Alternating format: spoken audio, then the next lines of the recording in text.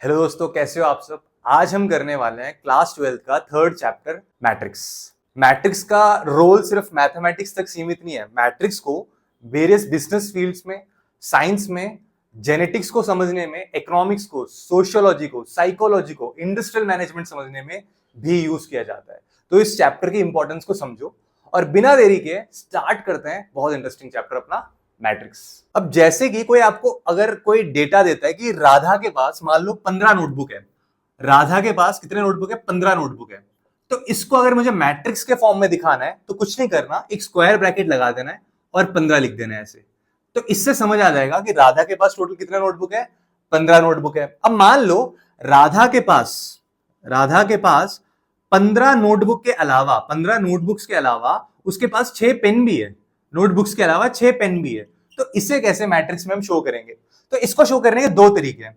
मैंने बोला राधा के पास नोटबुक और पेन दोनों है, तो इसको मैं स्क्वायर ब्रैकेट्स में रख सकता हूं, 15 नोटबुक है और 6 पेन है, ऐसे समझ लो। या फिर इसको एक और तरीके से कर सकते हैं। मैंने बोला कि राधा के पास 15 नोटबुक है और 6 पेन है, मैं इसको ऐसे भी अरेंज कर सकता हूं, मैं इसको हॉरिजॉन्टली भी अरेंज कर सकता हूं, मैं इसको वर्टिकली भी अरेंज कर सकता हूं। दोनों का मतलब सेम है यहां पे कि इसके पास 15 नोटबुक और 6 पेन, यहां पे 15 नोटबुक और 6 पेन। बस अरेंजमेंट में डिफरेंस है। अरेंजमेंट में क्या डिफरेंस है? बहुत इंपॉर्टेंट डिफरेंस है। इसके ऊपर ही पूरा चैप्टर है। जिसको इस अरेंजमेंट में दिक्कत होती है, चैप्टर में दिक्कत हो जाएगी। यहां पे अगर मैं बोलूं, आप देखो, जो हमारा ये जो मेरा मैट्रिक्स मैंने अरेंज किया, ये हॉरिजॉन्टल फॉर्म में अरेंज किया, और यहां पे जो मेरा मैट्रिक्स अरेंज है एक तरह से वर्टिकल फॉर्म में अरेंज है। तो यहां पे अगर मैं आपसे पूछूं इस वाले मैट्रिक्स फॉर्मेट में मेरे कितने रोज और कितने कॉलम्स होंगे, तो आप बोलोगे सर यहां पे रो और कॉलम थोड़ा सा कंफ्यूजिंग है पहचानना। इसमें से रो कौन सा होता है? रो दो है, कॉलम एक है, या फिर कॉलम दो है, रो एक है? तो मैं बताता हूं आपको, जहां पे भी आपको कॉलम और रो में कंफ्यूजन हो तो सिंपली ये करना, वाइस चेयरमैन, वीसी, मतलब जो वर्टिकल होता है वो कॉलम होता है, और एचआर जैसे एचआर मैनेजर तो सुना ही होगा, ह्यूमन रिसोर्स मैनेजमेंट। तो यहां पे एचआर में हॉरिजॉन्टल जो होता है वो रो होता है। ऐसे याद कर लो, कभी कंफ्यूजन नहीं होगा। तो यहां पे मैंने क्या बोला, यहां पे रो कितने मेरे पास? यहां पे आप बोलोगे सर मेरे पास जो रो है वो सिर्फ एक ही है, देखो एक ही रो है मेरे पास। और कॉलम कितने? कॉलम क्या बोला मैंने? वर्टिकल जो होते हैं। तो एक दो, मेरे पास कॉलम कितने हो जाएंगे? यहां पे दो। ऐसे ही यहां पे अगर मैं बात करूं, यहां पे रो कितने हैं, तो आप बोलोगे सर रो यहां पे एक रो हो गया, दो रो हो गए, दो रो हो गए। और कॉलम कितने हैं? वर्टिकल एक ही है मेरे पास। एक और एग्जांपल समझते हैं, उससे थोड़ी सी ज्यादा अच्छे से क्लैरिटी बन पाएगी आपकी। जैसे मान लो यहां पे 3 लोग हैं, ए बी सी। मैंने बोला इनके पास नोटबुक्स हैं, इन्होंने मार्केट से नोटबुक्स भी परचेस किया और इन्होंने मार्केट से पेन भी परचेस किया। मान लो ए ने 15 नोटबुक परचेस किए और ए ने 6 पेन खरीदे हैं। बी ने मार्केट से 16 नोटबुक परचेस किए और बी ने मार्केट से 10 पेन परचेस किए हैं। मान लो सी ने मार्केट से 10 नोटबुक परचेस किए हैं और पेन 7 परचेस किए हैं। तो अगर मुझे इसे मैट्रिक्स के फॉर्मेट में अरेंज करना है तो सिंपली यहां पे ऐसे अरेंज कर दो, ये तरीका हो गया एक तो। या फिर एक और तरीका अरेंज करने का, मैंने बोला कि मैट्रिक्स में अरेंजमेंट का ही है पूरा खेल। तो यहां पे इसको एक और तरीका कैसे हो सकता है अरेंज करेगा, मैंने बोला मेरे पास 3 लोग हैं, ए बी और सी। सामान क्या क्या लेके आ रहे हैं मार्केट से? 2 सामान लेके आ रहे हैं, 2 आइटम लेके आ रहे हैं, एक है नोटबुक, एक है पेन। ए ने कितने नोटबुक और कितने पेन खरीदे? ए ने 15 नोटबुक खरीदे थे और 6 पेन खरीदे। बी ने 16 नोटबुक खरीदे और 10 पेन खरीदे। सॉरी, बी ने 16 नोटबुक और 10 पेन खरीदे और सी ने 10 नोटबुक और 7 पेन खरीदे। अब इसको अरेंज कर दो मैट्रिक्स के फॉर्म में। इसमें और इसमें क्या डिफरेंस है? पूरा जो डिफरेंस है ना वो रो और कॉलम का डिफरेंस है। यहां पे अगर आप ध्यान से देखोगे तो यहां पे कितने रोज हैं? मैंने आपको बताया था कि वाइस चेयरमैन जो वर्टिकल होता है वो कॉलम से रिलेटेड है, एचआर जो हॉरिजॉन्टल होता है वो रो से रिलेटेड है। तो यहां पे एक्चुअल में कितने वर्टिकल लाइन है? आप बोलोगे सर एक वर्टिकल, दो वर्टिकल लाइन। तो मतलब एक्चुअली यहां पे कॉलम कितने हैं? 2 है। रो कितने हैं? 1 2 3, 3 रोज है मेरे पास। यहां पे देखो, यहां पे क्या होगा, मेरे पास कॉलम कितने हैं? 1 2 3, कॉलम मेरे पास 3 है। अगर मैं पूछूं आपसे कि यहां पे रो कितना होगा, तो रो 2 होंगे, 1 2। अब इसको ना, जैसे कि यहां पे लिखा हुआ है कि ये ऐसा मैट्रिक्स है जिसके रो 3 है और कॉलम 2 है, तो इसको बोलते हैं 3/2 मैट्रिक्स। क्या बोलते हैं? 3/2 मैट्रिक्स। अब इसमें जिसमें कि रो पहले बोला जाता है और कॉलम बाद में बोला जाता है, और इसको बाई बोलते हैं, बाई 3/2 मैट्रिक्स बोलेंगे इसको। यहां पे एक ऐसा मैट्रिक्स है, ये है 2/3 मैट्रिक्स, जिसमें कि रो पहले और कॉलम हमेशा बाद में बोला जाता है, 2/3 मैट्रिक्स। तो अरेंजमेंट में डिफरेंस है। देखो अब हम मैट्रिक्स का डेफिनेशन समझते हैं। मैट्रिक्स का डेफिनेशन क्या है कि a matrix is an ordered rectangular array of numbers और फंक्शंस। एरे का मतलब क्या होता है? एरे का मतलब होता है कलेक्शन ऑफ थिंग्स। तो यहां पे जितने भी मेरे पास डेटा दिए होंगे उसको मैं कलेक्शन ऑफ डेटा बोलूंगा, और उसको अगर मैं रेक्टेंगुलर फॉर्म में ऑर्डर करके रख दूं तो फिर वो मैट्रिक्स होता है। और ऐसे जो मेरे पास डेटा होंगे या तो वो नंबर्स के फॉर्म में होंगे या फिर वो फंक्शन के फॉर्म में होंगे। X, sine x, modulus x, x square, x cube, ये सारे क्या है? फंक्शन है ये सारे।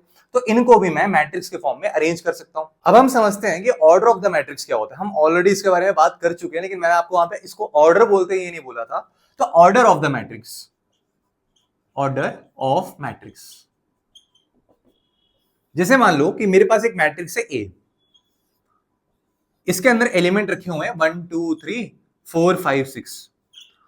एक और बात समझो कि यहां पे इस मैट्रिक्स के अंदर जितनी भी मैंने एंट्रीज की हुई ना, जितने भी मैंने यहां पे चीजें रखी हुई हैं, इनको या तो एलिमेंट्स बोलते हैं या फिर मैथ्स में इसको एंट्रीज बोलते हैं। एलिमेंट्स बोलो या एंट्रीज बोलो। तो इस मैट्रिक्स ए के अंदर इतने सारे एलिमेंट्स है। यहां पे आप बोलोगे कि इसका ऑर्डर क्या होगा? ऑर्डर इसका ये होता है कि कितने रो बाई कॉलम है, यहां पे यही इसका ऑर्डर होता है। तो यहां पे अगर मैं पूछूं कि कितने रो है, तो आप बोलोगे सर रो का मतलब HR, हॉरिजॉन्टल, 1 2, 2 रो है। कॉलम कितने हैं? 1 2 3, तो 2/3 का मैट्रिक्स है ये। तो ऑर्डर यहां पे क्या हो जाएगा? 2/3। ऑर्डर यहां पे क्या हो जाएगा? 2/3। So this is a 2/3 matrix. अब यहां पे समझो कि अब देखो ना, यहां पे जैसे मैंने बोला कि 2 रो है और 3 कॉलम है, तो इसका मतलब क्या? 2 रो है, 1 2, रो हॉरिजॉन्टल होता है HR, जैसे कि मैंने बताया था, और कॉलम जो होते हैं वो वर्टिकल होते हैं, वाइस चेयरमैन। तो 3 कॉलम है हमारे इस वाले मैट्रिक्स में, 1 2 3। तो ये मेरा मैट्रिक्स बनेगा कुछ ऐसे, जहां पे 2 रो होंगे और 3 कॉलम होंगे। 2/3 मैट्रिक्स बोलूंगा मैं इसे। अच्छा, मैं मान लेता हूं कि यहां पे मैं जितनी भी एंट्रीज डालूंगा ना, जितने भी एलिमेंट्स में रखने वाला हूं, इन सबका एक फेस हम दे देते हैं। इन सबका फेस पता क्या होगा? ए। इन सारे एलिमेंट्स को मैं रिप्रेजेंट करूंगा ए के द्वारा। सब में चेंज क्या होगा? लोकेशन चेंज होगा बस। जैसे कि मैंने बोला कि यहां पे भी ए होगा, यहां पे भी ए होगा, यहां पे भी होगा, यहां पे भी ए है, यहां पे भी ए है, यहां पे भी है। फर्क क्या है? फर्क है इनका लोकेशन। जो ये पहला वाला ए है, ये एक्चुअली में कहां पर है? पहले रो और पहले कॉलम में आ रहा है। पहला रो पहला column, this is row and this is column. पहला रो पहला कॉलम, पहला रो दूसरा कॉलम, दूसरा वाला ए। ये पहला रो तीसरा कॉलम, ये दूसरा रो और पहला कॉलम, दूसरा रो दूसरा कॉलम, और ये वाला दूसरा रो तीसरा कॉलम। आ रही है बात समझ? तो यहां पे मैं अपने एंट्रीज को ए के द्वारा रिप्रेजेंट कर सकता हूं, और यहां पे ये जितने भी 1 1 1 2 1 3 लिखे हैं, ये लोकेशन को रिप्रेजेंट कर रहे हैं कि आपका जो एलिमेंट बैठा हुआ है किस रो और किस कॉलम में बैठा हुआ है। इसको अगर मैं रिप्रेजेंट करूं तो ये है मेरा capital A, which is the name of my matrix. Capital A के अंदर जितनी भी एंट्रीज बैठी हुई हैं, कैपिटल ए के अंदर जो हमारा मैट्रिक्स है उसके अंदर जितनी भी एंट्रीज बैठी हुई हैं, उसको मैंने स्मॉल लेटर ए से रिप्रेजेंट करा। उनके लोकेशन को, लाइक उनके प्रेजेंट लोकेशन को मैं रिप्रेजेंट करूंगा IJ से, जिसमें कि मैं बोलूंगा जो मेरा ए है वो ith रो में बैठा हुआ है और jth कॉलम में बैठा हुआ है। और यहां पे मेरा टोटल नंबर ऑफ रोज और कॉलम्स कितने होंगे उसको मैं ऑर्डर बोलता हूं। तो total number of rose by total number of columns हो गया मेरा ऑर्डर, M/N। तो एक तरह से अगर मैं इसको समझाना चाहूं, सो A is the name of my matrix where the small letter A represent the entries of that matrix where I and J are their present location, like कौन से रो या कौन से कॉलम को वो बिलोंग करता है, और M क्रॉस N मेरे टोटल रोज और टोटल कॉलम्स उस मैट्रिक्स के उसको रिप्रेजेंट करता है। आई होप कि आपको इतनी बातें समझ आ गई होंगी। अगर आ गई हैं तो यार लाइक ठोको, आगे बढ़ते हैं। और एक और चीज, अगर मैं आपसे बोलूं कि मेरे पास एक मैट्रिक्स है और उसका ऑर्डर M/N है, इस मैट्रिक्स के अंदर कितने एंट्रीज या कितने एलिमेंट्स आ सकते हैं वो पता लगाने के लिए आप कुछ नहीं करना। The number of elements in a matrix of order M/N is M/N। मतलब कि आपको जो रो, टोटल नंबर ऑफ रोज और टोटल नंबर ऑफ कॉलम्स जो हमें दे रखा है ना, उसको बस मल्टीप्लाई करना है। जो इसका आंसर आएगा वही इसके अंदर टोटल नंबर ऑफ एंट्रीज होंगी। जैसे कि यहां देखो, यहां एक ऐसा था 2/3 मैट्रिक्स था, तो 2/3 मैट्रिक्स है, तो मैं नंबर ऑफ एंट्रीज जानने के लिए 2 into 3 करूंगा। 2 into 3 होता है क्या? 6 होता है। तो यहां पे टोटल एंट्रीज कितनी होंगी? 6 होंगी। 1 2 3 4 5 6, टोटल एंट्रीज कितनी है? 6। तो बच्चों यहां देखो, ये आपका बुक का एग्जांपल नंबर 2 है। क्वेश्चन कहता है कि अगर एक मैट्रिक्स के अंदर 8 एलिमेंट है टोटल, इस बार हमें टोटल नंबर ऑफ एलिमेंट्स उन्होंने बताए हैं, what are the possible orders it can have. अगर मेरे मैट्रिक्स के अंदर टोटल 8 एलिमेंट है तो यहाँ पे कितने ऑर्डर्स हो सकते हैं। तो मैंने आपको बताया था कि अगर मेरा जो मैट्रिक्स है वो m/n है, m/n मैट्रिक्स है, तो उसके अंदर जो टोटल नंबर ऑफ एंट्रीज होंगी वो निकालने के लिए क्या करना पड़ेगा, m को मुझे मल्टीप्लाई करना है किसके साथ, n के साथ। तो जो वैल्यू आएगी वही टोटल नंबर ऑफ एंट्री होगी। अब इन्होंने उल्टा पूछ लिया, इन्होंने बोला कि तुम्हें मैंने नंबर ऑफ एंट्रीज दे रखी है, मुझे ये बताओ कि ऐसे कितने ऑर्डर्ड पेयर बन सकते हैं यहाँ पे। तो यहाँ पे मैं बोलूंगा कि 8 के कितने ऑर्डर्ड पेयर बन सकते हैं यहाँ पे, मतलब कि ऐसा मैट्रिक्स जिसके अंदर 8 एलिमेंट्स हो। आप खुद देखो, मैं लिख सकता हूं कि 1 और 8, एक रो और 8 कॉलम, या फिर क्योंकि 1 इंटू 8 करने पे 8 मिल जाता है ना मुझे, या फिर 8 रो और 1 कॉलम तब भी मुझे 8 मिल जाएगा, 2 रो 4 कॉलम तब भी मुझे 8 मिल जाएगा, या फिर 4 रो 2 कॉलम तब भी मुझे 8 मिल जाएगा। तो मैं कहूं तो यहां पे एक्चुअली में 1 2 3 4, तो 4 ऐसे ऑर्डर्स पॉसिबल है जिसके अंदर 8 एलिमेंट हो। कौन कौन से, एक मैं बोलूंगा 1/8 का हो सकता है मैट्रिक्स मेरा, या फिर 8/1 का हो सकता है, 2/4 का हो सकता है, या फिर 4/2 मैट्रिक्स हो सकता है। तो total 4 orders are possible here. ठीक है बच्चों, इजी क्वेश्चन था। बच्चों देखो ये आपके एनसीईआरटी का एग्जांपल नंबर 3 है, बहुत अच्छा क्वेश्चन है। यहां पे मैं क्या करना है, एक मैट्रिक्स कंस्ट्रक्ट करना है 3/2 मैट्रिक्स। लेकिन भाई एलिमेंट्स कहां है, एलिमेंट्स तो पता नहीं है हमें, एलिमेंट्स नहीं दे रखे हमें। यहाँ पे इन्होंने बोला है कि आपको एक तरह से फंक्शन दे दिया, बोला है कि आप इसका यूज करके आप मैट्रिक्स बनाओ। कौन सा, 3/2। एक बात बताओ, अगर मेरे पास 3/2 मैट्रिक्स होने चाहिए तो मैं बोलूंगा कि यहाँ पे मेरे पास 3 रो होंगे, 1 2 3, और कॉलम कितने होने चाहिए, 2 होने चाहिए, 1 2 कॉलम होने चाहिए। तो एक्चुअली में यहाँ पे आने वाले एलिमेंट्स कैसे होंगे, तो आप बोलोगे सर A11 A12, दूसरा रो पहला कॉलम, दूसरा रो दूसरा कॉलम, तीसरा रो पहला कॉलम और तीसरा रो दूसरा कॉलम। तो यहां पे जो मेरा मैट्रिक्स होगा ये इस वाले फॉर्मेट में 3/2 मैट्रिक्स। इन्होंने बोला है कि यहां पे, ये तो बस मैंने आपको समझा दिया कि जनरल फॉर्म उसका लिख के दिखा दिया मैंने आपको 3/2 मैट्रिक्स का। लेकिन यहां पे एक्चुअली में A11 के जगह पे क्या आएगा, A12 के जगह पे क्या आएगा, A21 के जगह पे 22 के जगह पे क्या आएगा। तो उसका पता लगाने के लिए ही हमें इन्होंने ये चीज दे रखी है। अगर मैं अपना A11 पता लगाना चाहता हूं तो आप खुद बताओ, यहां पे I क्या है, रो है, प्रेजेंट रो। J क्या है, जिस रो की, जिस कॉलम की हम बात कर रहे हैं। तो मैं अभी बात कर रहा हूं मेरा जब I 1 हो जाए, रो 1 हो, और जब मेरा कॉलम भी 1 हो, उस केस में इसमें वैल्यू क्या आएगी, इसका आउटपुट क्या आएगा। जब मैं पहला रो और पहली कॉलम की बात कर रहा हूं तो ये हो जाएगा मॉडुलस ऑफ 1 - 3 × 1, ये हो जाएगा 1/2 × 1 - 3। मॉडुलस ऑफ 1 - 3 क्या होता है, वो मॉडुलस के अंदर -2। आपको पता है कि मॉडुलस क्या करता है, नेगेटिव नंबर को पॉजिटिव कर देता है। तो ये हो जाएगा 2 × 1/2, तो कट जाएगा, तो ये आ जाएगा 1। तो मेरे को एक बात समझ आ गया कि जो मेरा यहाँ पे एंट्री होगा उसमें पहले रो और पहले कॉलम में 1 बैठा है। ऐसे ही आपको निकालना है A12 के लिए, A21 के लिए, A22 के लिए, A23 थी ना, A22 है, उसके बाद एक 31 है और A32 है। इन सब की वैल्यू आपको निकालनी है।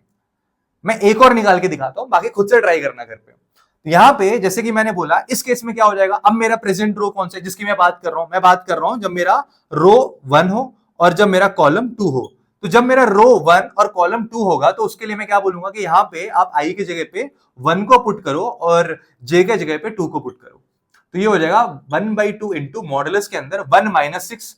1 - 6 क्या होता है, -5 होता है। तो मॉडुलस के अंदर -5, लेकिन आपको पता है मॉडुलस क्या कर देता है नंबर को, पॉजिटिव। तो ये हो जाएगा 5/2। तो दूसरा एलिमेंट भी मुझे मिल गया 5/2। बहुत आसान है। ऐसे आपको A21 की वैल्यू मिल जाएगी, यहाँ पे A22 की भी वैल्यू मिल जाएगी, A31 की वैल्यू मिल जाएगी और A32 की भी वैल्यू मिल जाएगी। तो मैं आशा करता हूं कि आप घर पे इसको ट्राई करेंगे। जितना आप मैथ्स में प्रैक्टिस करोगे ना, उतनी आपकी स्पीड बढ़ेगी, उतना जल्दी आप पेपर खत्म कर पाओगे और एक्यूरेसी के साथ। तो अभी हम समझने वाले हैं टाइप्स ऑफ मैट्रिक्स। इसको देखने के बाद ना आप कभी जिंदगी में टाइप्स ऑफ मैट्रिक्स नहीं भूलोगे। तो टाइप्स ऑफ मैट्रिक्स हमारे पास यहाँ पे 7 टाइप्स है मैट्रिक्स के। सबसे पहला टाइप है कॉलम मैट्रिक्स। कॉलम मैट्रिक्स ऐसा मैट्रिक्स होता है जिसके अंदर सिर्फ एक ही कॉलम होता है। रो चाहे कितने हो फर्क नहीं पड़ता, कॉलम एक ही होना चाहिए। कॉलम मतलब वर्टिकल, वाइस चेयरमैन वर्टिकल वाला जो ऐसे जाता है, वो एक ही होना चाहिए। जैसे मैंने यहाँ पे लिखा 3 0 -2 4, तो ये क्या है, ये एक्चुअली में इसके अंदर कितने कॉलम है। आप बोलोगे सर इसके अंदर एक कॉलम है, तो कॉलम तो एक है, रो कितने हैं, 1 2 3 4, 4 रो है। तो दिस इज अ 4/1 मैट्रिक्स। तो कॉलम मैट्रिक्स ऐसा मैट्रिक्स होता है जिसके अंदर हमारा जो ऑर्डर होना चाहिए वो कैसे होना चाहिए, ऑर्डर क्या होना चाहिए, कॉलम मैट्रिक्स का ऑर्डर होना चाहिए m/1। मतलब कि रो तो चाहे जो भी हो, रो कितने भी हो, जहां पे मैं 6 भी ऐड कर दूं 7 भी ऐड कर दूं कोई फर्क नहीं पड़ता, लेकिन जो मेरा कॉलम होना चाहिए वो एक ही होना चाहिए। अच्छा बात करते हैं रो मैट्रिक्स की। जैसे कॉलम मैट्रिक्स समझा वैसे ही रो मैट्रिक्स भी। रो मैट्रिक्स में क्या है कि रो मैट्रिक्स एक ऐसा मैट्रिक्स होता है जिसके अंदर रो एक होना चाहिए, कॉलम जितने मर्जी हो कोई फर्क नहीं पड़ता। जैसे कि यहां पे ये मेरा एक रो मैट्रिक्स है जहां पे मेरे पास कॉलम एक है, सॉरी रो एक है, और कॉलम कितने, एक देखो कॉलम देखो कितने होंगे, 1 2 3 4, 4 कॉलम है, रो कितना है, एक ही रो है, तो 1/4 ये है मेरा ऑर्डर ऑफ द मैट्रिक्स। तो रो मैट्रिक्स ऐसा मैट्रिक्स होता है जहां पे ऑर्डर क्या होगा आपका, जहां पे ऑर्डर आपका हो जाएगा 1 क्रॉस n, जैसे हम बोलते हैं m/n का ऑर्डर होता है मैट्रिक्स का, तो उस केस में जो आपका टोटल नंबर ऑफ रोज जो होना चाहिए वो 1 होना चाहिए, कॉलम कितना मर्जी हो कोई फर्क नहीं पड़ता। अब अगर मैं बात करूं आपसे स्क्वायर मैट्रिक्स की, तो स्क्वायर मैट्रिक्स एक ऐसा मैट्रिक्स होता है जिसके अंदर टोटल नंबर ऑफ रोज और टोटल नंबर ऑफ कॉलम बराबर होने चाहिए। इसका मतलब ये कि मैं बोल सकता हूं यहां पे ये एक मेरा स्क्वायर मैट्रिक्स है। क्यों? क्योंकि इसके अंदर मैं रो बोलूं वो भी एक है, इसको मैं हॉरिजॉन्टली भी समझ सकता हूं, इसको मैं वर्टिकली भी देख सकता हूं, ये 1/1 मैट्रिक्स है। अगर मान लो मैं इसको लिखता हूं 1 2 3 4, so this is a 2/2 matrix, जहां पे आपके पास 2 रो है और 2 कॉलम है।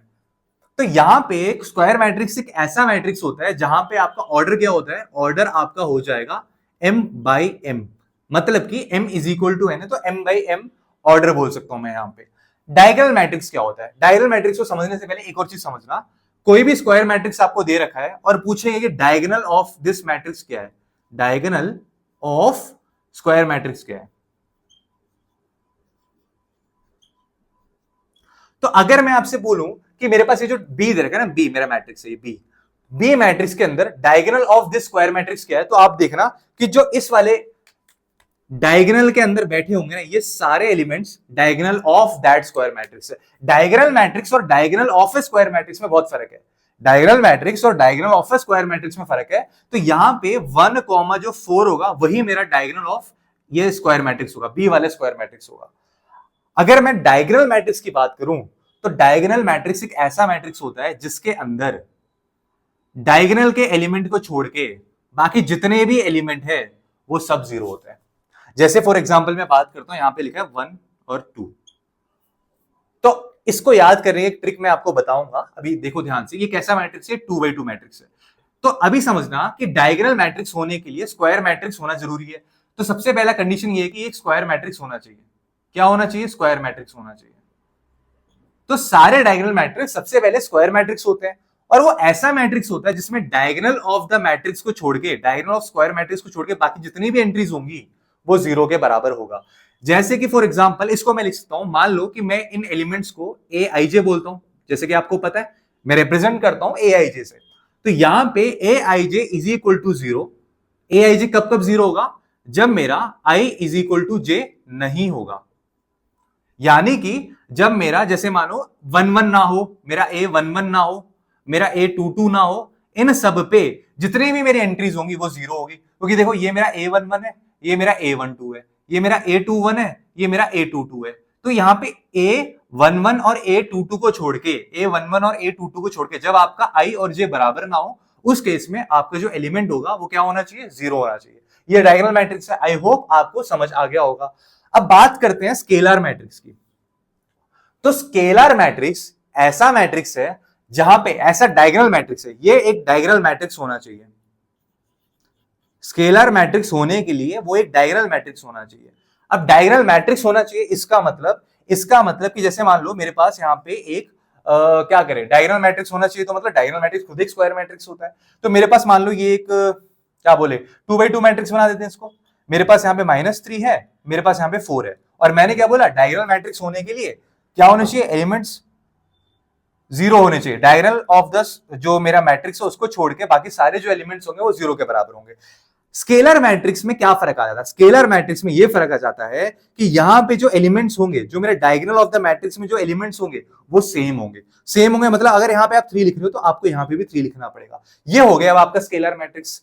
इसको समझे कैसे, इसको समझते हैं, मैं बताता हूं कैसे। ये डाइगोनल लिखा है, गोल, डाइगोनल मतलब डाइगोनल को छोड़ के जितना भी सब गोल है, डाइगोनल। तो मतलब डायगोनल है ये, बाकी जो भी है डायगोनल को छोड़ के जितने भी एंट्रीज है सब गोल है।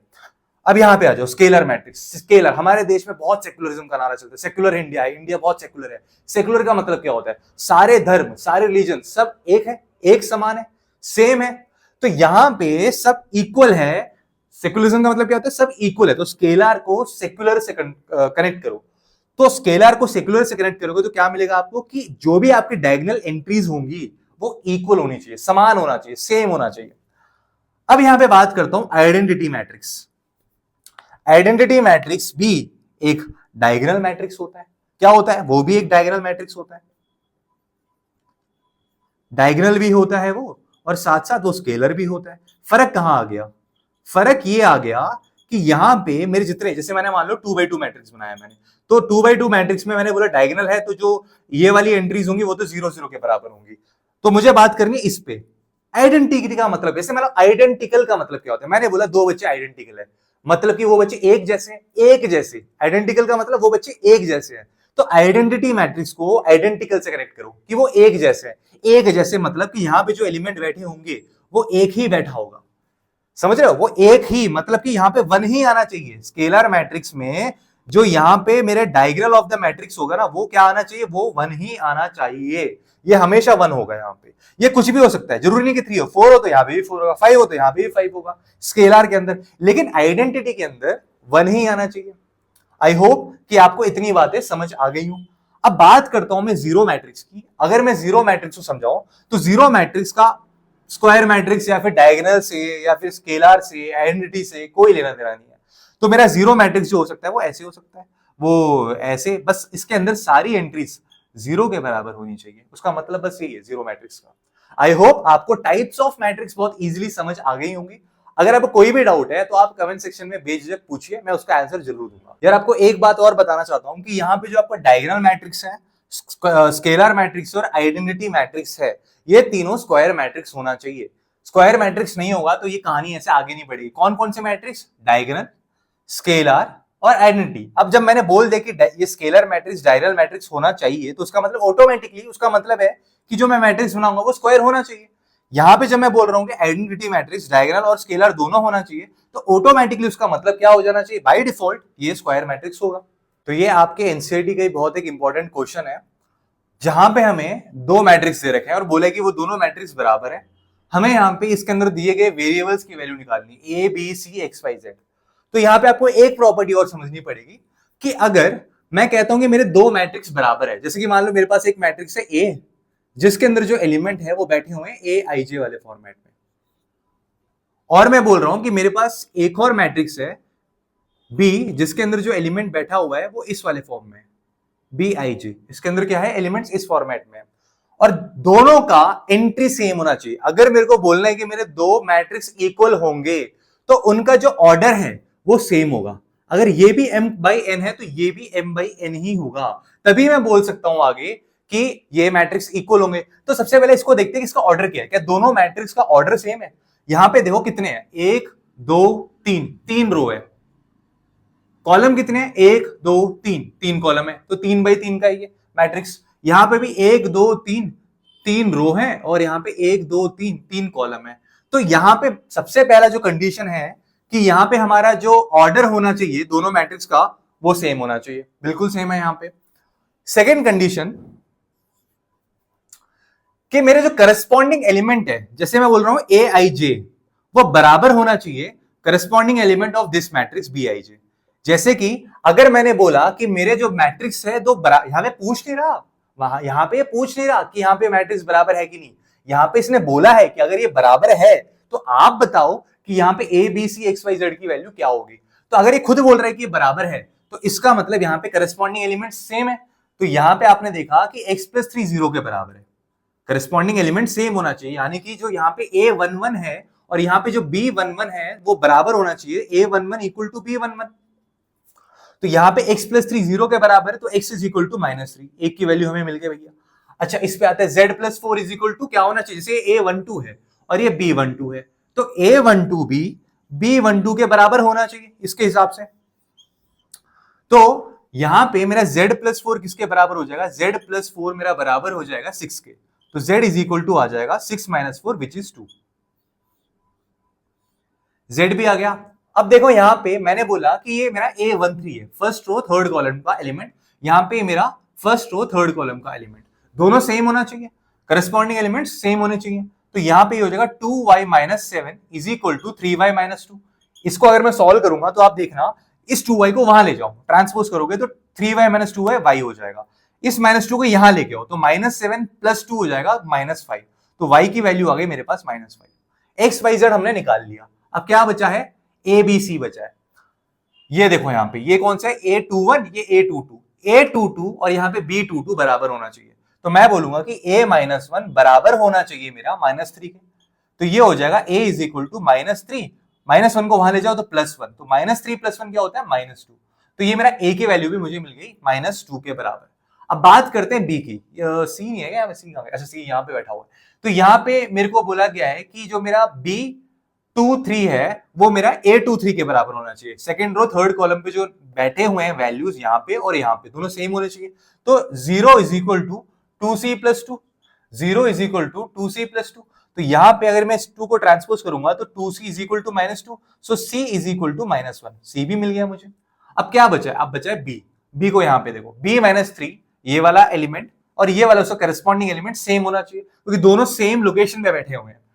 डिफरेंट मैट्रिक्स के जो मेरा नाम दिया मैंने ए और इसका नाम दिया है बी, इसके सेम लोकेशन पे बैठे हुए हैं। तो यहां पे B-3 बराबर होना चाहिए मेरे 2b + 4 के।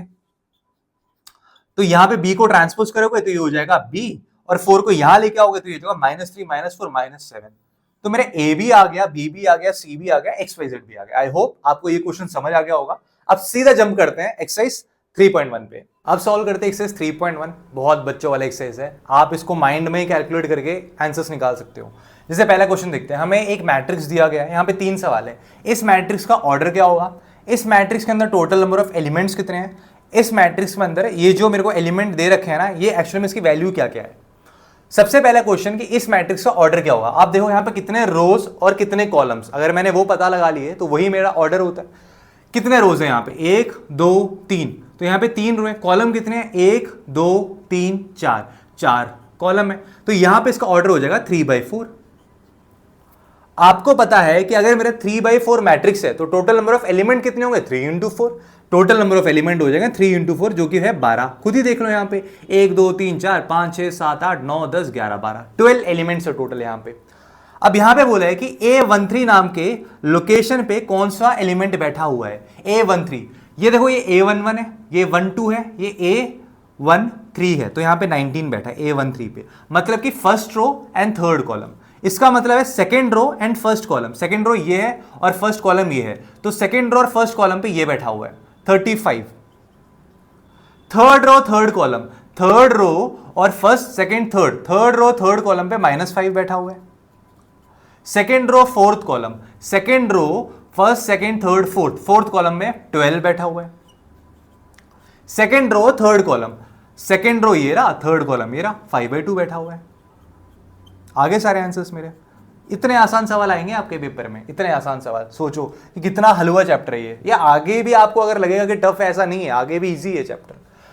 ये मेरे पास एक सवाल है कि अगर मेरे मैट्रिक्स में 24 एलिमेंट्स हैं, जैसे कि मैंने ऐसा क्वेश्चन आपको थोड़ी देर पहले ही कराया है कि इसमें मेरे को इस बार टोटल नंबर ऑफ एलिमेंट दे दिए कि मेरे टोटल नंबर ऑफ एलिमेंट इतने हैं, आप बताओ कि कितने ऑर्डर्स बना सकते हो आप इसका यूज करके।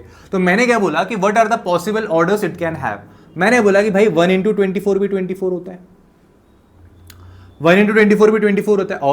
और कौन कौन से नंबर आ सकते हैं यहाँ पे, आप बोलेंगे 24 × 1 भी लिख सकते हो, 2 × 12 बोल सकते हो, 12 × 2 बोल सकते हो, 3 × 8 बोल सकते हो, 8 × 3 बोल सकते हो।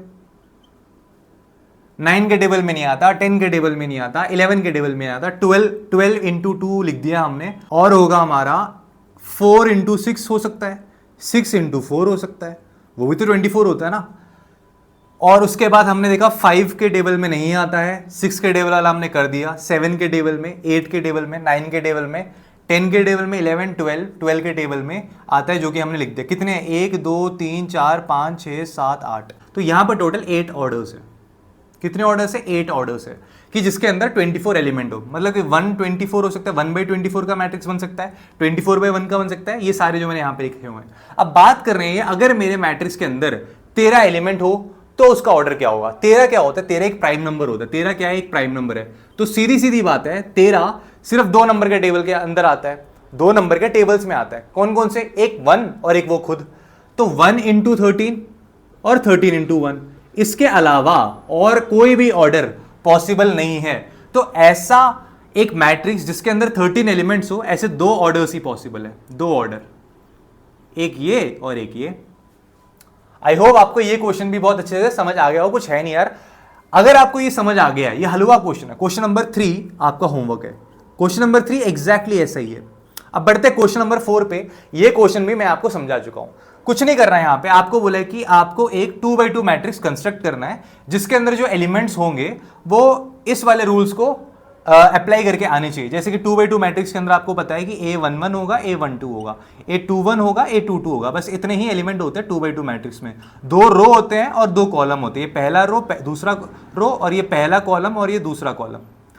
अब अगर मैं बात करूं कि मेरा पहले रो पहले कॉलम में कौन से एलिमेंट आएंगे, तो आप बोलोगे सर आई की जगह पे 1, जे की जगह पे 1, इसका होल स्क्वायर अपॉन में 2, ये 2 होगा। 2 का स्क्वायर करूंगा 4, 4 अपॉन में 2 क्या होता है? 2। तो इसका मतलब है जो मेरा मैट्रिक्स है इसके अंदर क्या आएगा? इसके अंदर पहला एलिमेंट 2 आएगा। अब बात करता हूं मैं A12 की, मतलब कि जब मेरा रो 1 हो और कॉलम 2 हो, तो 1 + 2 का होल स्क्वायर अपॉन में 2। 1 + 2 क्या होता है? 3, 3 का स्क्वायर क्या होता है? 9, 9 अपॉन में 2, 9 अपॉन में 2 डिवाइड नहीं हो सकता तो 9/2 ही लिखूंगा मैं यहां पे इसको, या फिर 4.5 करके लिख देना। A21 second row first column, second row first column मतलब कि इसका मतलब यहां पे 2 रखूंगा और यहां 1 रखूंगा अपॉन में 2। इसका आंसर भी सेम ही आएगा। 2 + 1 3 होता है, 3 का स्क्वायर 9, 9 अपॉन में 2, तो ये भी 9 अपॉन में 2 आ गया मेरा।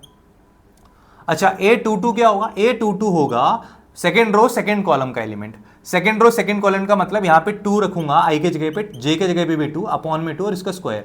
तो 2 + 2 4 होता है, 4 का स्क्वायर 16 होता है, 16 अपॉन में 2 का मतलब होता है 8, तो यहां पे आ जाएगा 8। तो ये आ गया मेरा आंसर इस मैट्रिक्स का। So this is a matrix A जिसके एलिमेंट्स या एंट्रीज ये होंगे। अगर आपको फोर्थ क्वेश्चन का पहला पार्ट समझ आ गया है तो बाकी सारे पार्ट आप खुद से कर सकते हो। यहां पे फोर्थ क्वेश्चन के अंदर 3 पार्ट्स है, 3 सब क्वेश्चन है उसका, पहला दूसरा तीसरा। पहला मैंने करा दिया, दूसरा तीसरा आपका होमवर्क है। फिफ्थ क्वेश्चन भी एग्जैक्टली सेम है, बस यहां पे ऑर्डर 2x2 है, वहां पे 3x4 होगा। जब ऑर्डर मेरा 3x4 होगा तो उसके अंदर एलिमेंट्स कैसे होंगे आपको पता होना चाहिए कि A11 से लेके वो A34 तक जाएगा। जब मेरा ऑर्डर ऑफ द मैट्रिक्स क्या होता है? M क्रॉस n होता है, तो मेरा जो एलिमेंट होता है वो A11 से लेके AMN तक जाता है, ये होता है। अगर मेरा ऑर्डर M/n हो तो यहां पे तो मेरा ऑर्डर जो है क्वेश्चन में क्या बोला गया, क्वेश्चन नंबर 5 में मेरा ऑर्डर जो होगा वो 3/4 होगा। तो अगर ऑर्डर मेरा 3/4 होगा तो लास्ट एलिमेंट A34 होगा। तो A11 हो गया, A12, A13, A14। क्यों 14? क्योंकि 4 कॉलम्स है यहां पे, और यहां पे 3 कॉलम्स हो गए, मतलब A31 से स्टार्ट हो गए, A32 और A33, A34, ऐसे A21, A22, A23 और A24। तो आपको बैठ के ये रूल अप्लाई करना है क्वेश्चन नंबर 5 में जो भी दे रखे हैं, उसके बाद आपको इनके वैल्यूज निकालने हैं। ये भी आपका होमवर्क है भाई। प्लस माइनस स्क्वायर इसमें गलती मत करना, इसमें गलती करा तो आंसर गलत आएगा। हद आसान क्वेश्चन है, इसमें गलती मत करना। तो बच्चों क्वेश्चन नंबर 6 समझते हैं। यहां पे तो यहां पे हमें 2 इक्वल मैट्रिक्स दे रखे हैं। तो यहां पे अगर ये इक्वल मैट्रिक्स है, इक्वल मैट्रिक्स को पहचानने का तरीका क्या होता था? मेरे दोनों मैट्रिक्स के ऑर्डर सेम होने चाहिए। आप देखो यहां पे ये मेरा जो मैट्रिक्स है ये 3 रो है, इसके अंदर कितने रो है? 3 रो है, 1 2 3, 3 रोज हैं और कॉलम सिर्फ एक ही है, 3/1 मैट्रिक्स है। सेम है ये भी, देखो 3 रो है, 1 2 3 और कॉलम 1 है। तो भाई ये तो सेम सेम है। अब अगर इन्होंने बोला है कि ये इक्वल है तो क्या होना चाहिए? मेरे करस्पॉन्डिंग एलिमेंट्स, दोनों मैट्रिक्स के करस्पॉन्डिंग एलिमेंट्स बराबर होने चाहिए। तो यहां पे x + y + z अगर 9 के बराबर है, और मेरा x + z अगर 5 के बराबर है, और मेरा y + z अगर 7 के बराबर है, तो x क्या है, y क्या है और z क्या है? आप देखो खुद से कि अगर x + y + z 9 के बराबर है और जिसमें कि x + z 5 है, तो इन दोनों की वैल्यू तो भाई इन दोनों का सम तो 5 के बराबर है। तो x + y + z = 9 में अगर मेरा x + z 5 के बराबर है, तो मैं अगर इसको हटा के मैं यहां पे इनके जगह पे y + 5 लिख दूं, कोई फर्क पड़ जाएगा? नहीं पड़ेगा। तो y की वैल्यू क्या आ जाएगी? y की वैल्यू आ जाएगी 9 - 5 जो कि है 4 के बराबर। आ गई? y की वैल्यू अगर 4 के बराबर आ जाती है तो यहां पे y की वैल्यू उठा के पुट करो तो z की वैल्यू मिल जाएगी 4 plus z is equal to 7 which makes z is equal to 7 minus 4 3। अगर z इज इक्वल टू 3 है तो z की वैल्यू उठा के यहां पुट करो तो मेरे को x की वैल्यू मिल जाएगी। z की वैल्यू 3 को उठा के अगर मैं यहां पुट करूंगा तो ये हो जाएगा मेरा x is equal to 5 minus 3 2। लो आ गया। इतना आसान सवाल है ये मेरा 6th क्वेश्चन का 3rd पार्ट था। फर्स्ट पार्ट और सेकंड पार्ट आप खुद से करोगे। अब यहां पे क्वेश्चन नंबर 7 है, ये भी वही सेम क्वेश्चन है। सबसे पहले हमें क्या देखना होता है, ऑर्डर सेम है कि नहीं है। इन्होंने ऑर्डर सब कुछ सेम दे रखा है, इन्होंने बोला कि इक्वल है। आप भैया बस हमें ए बी सी डी की वैल्यू निकाल के दिखा दो, ए बी सी डी की वैल्यू निकाल के दिखा दो। तो मैंने क्या बोला कि अगर दो इक्वल मैट्रिक्स होते हैं तो उस मैट्रिक्स के अंदर करस्पॉन्डिंग एलिमेंट्स सेम होने चाहिए। तो a माइनस बी किसके बराबर होगा, -1 के बराबर होगा। यहां पे 2a माइनस बी किसके बराबर होगा, 0 के बराबर होगा। किसके बराबर होगा, 0 के बराबर होगा। 2a प्लस सी किसके बराबर होगा, 2a प्लस सी 5 के बराबर होगा। और 3c प्लस डी किसके बराबर होगा, 13 के बराबर होगा। ये देख के तो डर लगेगा, चार इक्वेशन बना, कुछ नहीं है। देखो 2, इसको देखो, इसको ध्यान से देखो, 2a इज इक्वल टू, इस माइनस बी को वहां लेके जाऊंगा तो ये b हो गया। 2a किसके बराबर हो गया, b के बराबर हो गया। तो क्यों नहीं मैं b के जगह पे, इस b के जगह पे मैं 2a रख दूं। इस b के जगह पे अगर मैं 2a को रख दूंगा तो क्या हो जाएगा, a minus 2a is equal to -1। a minus 2a क्या होता है, माइनस a होता है। माइनस a इक्वल टू -1, इसका मतलब है कि a इज इक्वल टू 1। मेरे को a की वैल्यू मिल गई। अब a की वैल्यू अगर मुझे मिल गई है भैया, मेरा आधा काम सॉल्व हो गया। a की वैल्यू मिल गई है, 1 है, तो b की वैल्यू क्या होगी। आप खुद बोलोगे सर a 1 है तो b 2 है, क्योंकि देखो 2a is equal to b है, मुझे यहां से पता चला, इस इक्वेशन से पता चला। तो a की वैल्यू जब मैं 1 रखूंगा तो 2 इंटू 1 क्या हो जाएगा, 2 हो जाएगा। तो b इक्वल टू 2 हो गया। आधी से ज्यादा समस्या सॉल्व हो गई। अब यहां पे देखो 2a plus C is equal to 5 है, a की वैल्यू मुझे पता है 1 है, तो 2 into 1 plus C is equal to 5, तो c is equal to 5 minus 2 3 के बराबर। c की वैल्यू भी मिल गई। अब अगर c की वैल्यू मिल गई तो d की वैल्यू निकालना क्या मुश्किल है। तो 3 into 3 plus D is equal to 13। मैं क्या करूंगा, 3 इंटू 3 क्या होता है, 9, 9 को वहां लेके जाकर ट्रांसपोज करूंगा तो ये हो जाएगा 13 माइनस 9 जो कि 4 के बराबर होता है। सारे वैल्यूज आ गए, a भी आ गया, b भी आ गया, c भी और d भी आ गया है।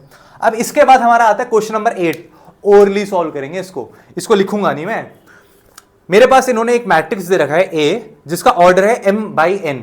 उन्होंने बोला है कि इसको मैं स्क्वायर मैट्रिक्स बोल सकता हूं अगर मेरा m n से छोटा हो, या फिर m n से बड़ा हो, या फिर m n के बराबर हो। थोड़ी देर पहले ही समझाया था। स्क्वायर मैट्रिक्स ऐसा मैट्रिक्स होता है जिसके अंदर number of rose, total number of रोज और टोटल नंबर ऑफ कॉलम बराबर होने चाहिए। तो इस केस में हमारा m और n बराबर होगा, क्योंकि m और n ही यहां पे टोटल नंबर ऑफ रोज और टोटल नंबर ऑफ कॉलम्स को रिप्रेजेंट कर रहा है।